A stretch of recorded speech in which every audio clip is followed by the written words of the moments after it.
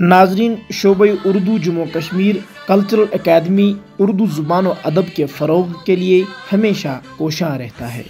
इस ज़मन में पिछले चंद बरसों से कई अहम अदबी सेमिनारों और कॉन्फ्रेंसों का इनेकाद अमल में लाया गया। इसी तनाजुर में जम्मू कश्मीर कल्चरल अकादमी ने 2 रोज़ा उर्दू शायरी सिम्पोजियम का अहतमाम श्रीनगर टैगोर हॉल के कॉन्फ्रेंस रूम में किया, जिसका उन्वान था उर्दू शायरी की शेरियात के बुनियादी मबाहिस। इस तकरीब में जम्मू कश्मीर के मारूफ उदबा, नक़ाद और कोहना मशक शुअरा के साथ साथ उर्दू के स्कॉलर्स और नौजवान उर्दू शुअरा ने अपनी शिरकत को यकीनी बनाकर इसे कामयाब बनाया। प्रोग्राम की चंद झलकियाँ आप सब की समाअतों और बसारतों की नज़र।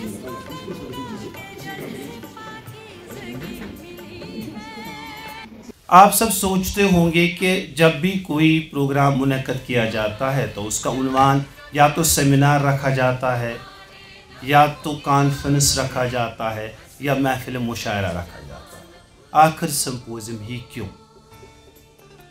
इस क्यों का जवाब भी आपको मिल जाएगा आहिस्ता आहिस्ता, क्योंकि जब इंशाअल्लाह सिम्पोजियम का बाकायदा आगाज़ होगा, इसकी तमहीद के हवाले से बातें होंगी और इस सवाल का इसका जो मंतकी जवाब होगा वो भी सामने आ जाएगा। इससे पहले कि हम बाकायदा सिम्पोजियम का आगाज़ करते हैं तो मेरी गुजारिश है, बरसगीर के नामवर उर्दू शायर, मैं बड़ी ज़िम्मेदारी से ये लफ्ज़ बरत रहा हूँ, बरसगीर के नहायत ही मोतबर और नामवर शायर हमारे दरमीन तशरीफ़ फरमा है जनाब रफ़ीक राज साहब। ज़ोरदार तालियों से उनका स्वागत करें। उनसे गुजारिश है कि वो इस इफ्तिताई सेशन की सदारत कबूल फरमाएं। जनाब राज साहब, क्या आज हमारे जो मेहमान ख़ास है, जिनका इल्म अदब ओढ़ना बिछोना है, जिनका अरबी, फ़ारसी, अंग्रेज़ी, उर्दू और कश्मीरी 5 ज़बानों में शेर अदब का एक तख्लीकी तजुर्बा मौजूद है उनके अंदर। मेरी मुराद है प्रोफेसर अयाज रसूल नाज़की साहब।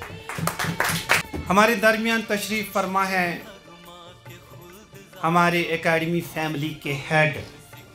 आज मैं उनको सेक्रेटरी के नाम से नहीं बुलाऊंगा, क्योंकि सेक्रेटरी एक प्रोफाइल, एक कुर्सी का नाम होता है, लेकिन मैं आज उन्हें एक हेड के तौर पर यहाँ पे मदऊ करूँगा। हमारे मेज़बान आला, हमारे सरबरा, हमारे निगरान जनाब भारत सिंह मनहा साहब भी तशरीफ़ फरमा है, जिन्होंने जब हमने ये प्रपोज़ल उनकी खिदमत में रखा तो उनका एक सीधा सादा दम की आमेज़ जुमला एक ही था, यार काम करो रिवायत से हटकर, मुझे लोगों को जमा करने का शौक़ नहीं है, बल्कि आप उन लोगों को मौका दो जो इस मौके का हक रखते हैं। कि हम ये जो प्रोग्राम करते हैं ये वो प्लेटफार्म है जहाँ पे आपकी जो थिंकिंग है, जो आप सोच विचार रखते हैं, जो आपने लिख लिया है या तैयार कर लिया है, उसको आप यहाँ एक्सप्रेस करेंगे शायरी की सूरत में, किसी कहानी की सूरत में, या किसी और तरीके से आप यहाँ पेश करेंगे, और फ्यूचर में आगे चलकर वो हमारी पब्लिकेशन का हिस्सा बन जाएगा और आगे चलकर वो सोसाइटी में लोगों के पास पहुँचेगा और लोग उसको पढ़कर उससे सीख लेंगे। उर्दू शायरी की शेरियात, बुनियादी मबाहिस। अव्वलन ये कि उर्दू यहाँ कश्मीर में इस डाइस से ये कहते हुए मुझे तमानियत है कि जम्मू कश्मीर उर्दू के लिए मस्कन सानी की हैसियत रखता है, और इसका बबांगे दोहल ऐलान यहाँ के एक फ़नकार ने इन अल्फाज में किया, दिल्ली के गली कूचों में जब लगने लगी लू। अब लू तो आप लोग जानते नहीं हैं, क्योंकि अगर लू के थपेड़े आप लोगों को मयस्सर आ जाते, आपके चेहरे अनवर के पपोटों की जिल्द सन बर्न के बजाय लू के थपेड़ों से मस्ख होती, तब आपको लू का अंदाज़ा होता। इंतहाई दर्जा तेज़ी वाली हवाएं, दिल्ली के गली कूचों में जब लगने लगी लू, कश्मीर के दामन में चली आई है उर्दू। सबसे पहले मैं आप लोगों से बताना चाहता हूँ कि शायरी किसी भी ज़बान की हो, उसकी बुनियाद उसकी मखसूस रसूमियात और नज़रिए कायनात पर होती है। अब जब हम उर्दू शायरी की बात करते हैं तो उर्दू की क्लासिकी शायरी यानी हमारी कदीम शायरी भी, कदीम शायरी को ही हम ज़्यादातर क्लासिकी शायरी कहते हैं, उसकी जो रसूमियात और उन शोरा का जो नज़रिए कायनात था वो सारा मुस्तार है अरब और ईरान से। और फिर जब जदीद ज़माने में हमने कदम रखा तो उसमें चंद हिंदुस्तानी अनासर भी शामिल होते थे और अब एक सिंथेसिस की सूरत में अरब ईरान के अनासर तमाम कमाल मौजूद अभी भी हैं, लेकिन उनमें अब कुछ हिंदुस्तानी अनासर भी मौजूद शामिल हो गए हैं। तस्वुर कायनात या नज़रिए कायनात इज्तिमाई भी होता है और इनफरादी भी, और ये कोई जामिद और ठोस चीज़ नहीं होती, वक्त के साथ साथ इसमें तब्दीलियाँ रूनुमा होती हैं। जहाँ तक शायरी का सवाल है, किसी ने कहा अगर तो शायरी वो शायरी है कि बस अल्फाज की जादूगरी है, हम ऐसी शायरी से बाज आए कि असली शायरी पैगंबरी है। बहुत कि असली शायरी पैगंबरी है। अब ये सवाल है कि ये बहस लंबी है कि शेर किसे कहा जाए और किसे नहीं कहा जाए, शायरी क्या है और क्या नहीं। ये भी सही है कि आखिरी मुकम्मल शेर नहीं कहा गया, तभी आप शायरी कर रहे हैं। जिस दिन मुकम्मल तरीन शेर कहा जाएगा उस दिन शायरी के दरवाजे बंद हो जाएंगे, उसके बाद शायरी की ज़रूरत नहीं रहेगी। जिस तरह एक मुकम्मल तस्वीर जिस दिन कोई मुसव्विर बनाएगा उसके बाद मुसव्विरी की कोई ज़रूरत नहीं रहेगी। तो इसका मतलब ये हुआ कि रास्ता खुला है, गालिब भी हरफ आखिर नहीं, मीर भी हरफ आखिर नहीं, इकबाल भी हरफ आखिर नहीं, फैज़ भी हरफ आखिर नहीं। तभी लोग शायरी अब भी कर रहे हैं। अगर हरफ आखिर आ गया उसके बाद हम गूंगे हो जाएंगे, उसके बाद कहने को कुछ रहेगा नहीं। इसीलिए शायद वो सिलसिला, वो मकाम शायद कभी नहीं आएगा जहाँ शेर की ज़रूरत नहीं पड़ेगी। शेर मेरे हैं गो खवास पसंद, या थोड़ा सा तब्दीली कर लूँ कि बात मेरी है गर खवास पसंद, पर मुझे गुफ्तगू आवाम से है। तो यहाँ कुछ मुब्तदी और नवामोज़ शुअरा मौजूद हैं जैसा कि मुझे बताया गया, और यही मेरे मुखातब हैं। ज़ाहिर है डॉक्टर नज़ीर साहब, डॉक्टर राशिद साहब, प्रोफेसर याद रसूल नास्की साहब और जो उलमाए शेर व सुखन हैं वो मेरी गुफ्तगू का महवर नहीं हैं। ये जो नवामोज़ और मुब्तदी शुअरा हैं उन्हीं से मेरी गुफ्तगू है। और अरूज़ के सिलसिले में मैं बहुत बुनियादी बातें बताऊँगा जिनको जानना बहुत ज़रूरी है।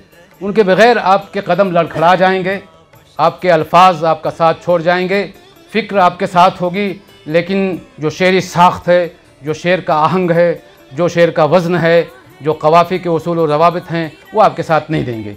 लिहाजा जानना ज़रूरी है। जैसा कि अभी बताया गया कि वहबी भी है, कसबी भी है।